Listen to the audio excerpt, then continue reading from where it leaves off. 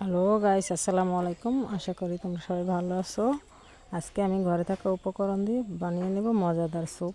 দেখো, সবজিগুলো কেটে নিয়েছি, চিকেনগুলো কেটে নিয়েছি, দিয়ে দিলাম সবজিগুলো, চিকেনগুলো দিয়ে আদা রসুন বাটা,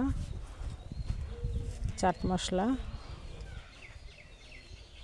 লবণ, তেল, বাকি সবজিগুলো দিয়ে আমি রান্না করে নিব।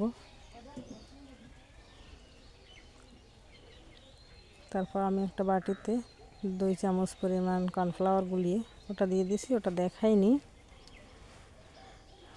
তারপর আরেকটা বাটিতে আমি ডিম ফেটে রেখেছিলাম, ওইটা আস্তে আস্তে দিয়ে দেবো, আস্তে আস্তে হালকাভাবে নেড়ে নেব।